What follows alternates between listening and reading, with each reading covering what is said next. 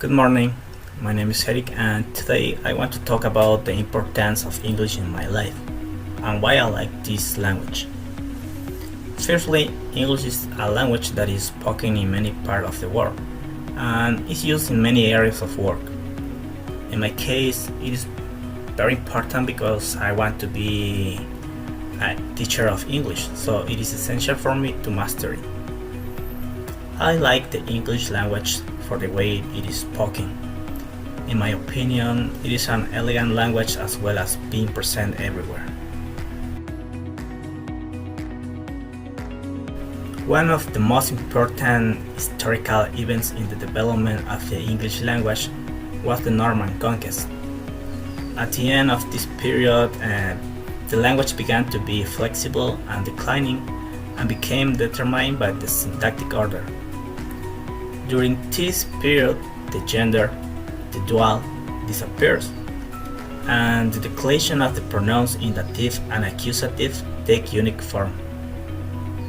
To avoid confusion, the pronouns of the Scandinavian they and them are adapted, and the forms who, which, and that take on relative value. It is difficult to establish clear difference between the accent of the United States and the United Kingdom. When already in both places the wealth of their own accent is so great. A Texan and a New Yorker are both American, yet they have two very different accents. The same goes for British accent from London, Manchester, or Glasgow. However, there are some general distinctions between the two accents. Americans usually pronounce all the R's, while the British only pronounce it when it is the first letter of the word. I prefer American English because it is the one I'm most used to.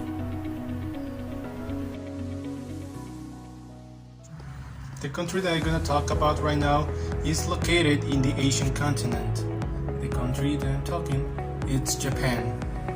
This country it's located in part of the Asian seas, and one of the countries that is like Japan is like a neighbor, you can say it like that, is colliding.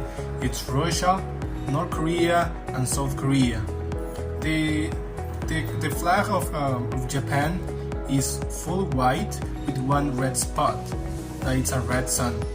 Okay, a little bit of the history of how the English arrived to Japan. One of the most common history or legend that they talk about is about William Adams. It was you can say a sailor who accidentally in a lot of wars that happened in those days arrived in Japan in April of the years 1600, and he lives over there, and thanks to he was one of the first English speakers to arrive to Japan. We need to understand that the English is one of the languages who arrived early in the development of the language of a lot of countries, and that's why there's a lot of English words in other languages. But this was not the case in Japan. In Japan, this language arrived after the Japanese was already settled. And for example, one of the words that you can realize that it's difficult, it's for example in the World Cup, they pronounce it, they said it World Cup. Or for example, when they say ice cream, they say aizu. Or when you want to say signature, they say same. Also, when you say, for example, in the soccer idiom or language, you say a striker, they say a striker. Or when you touch the ball with the hand, they say handle.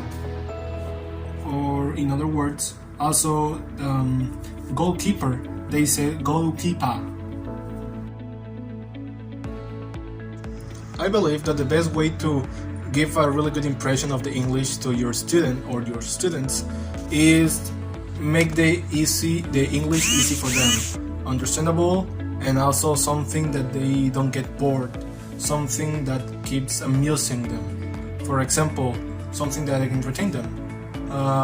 Take for example that you have to teach, I don't know, suffixes and prefixes, or first conditional, something, any topic.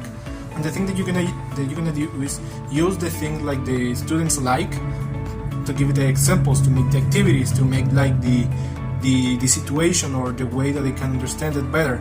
So maybe if they don't understand first, they at least they are already gonna know the answer, and the only thing that they're gonna need, or they're gonna be needing to do, is find a way to express it, but in English.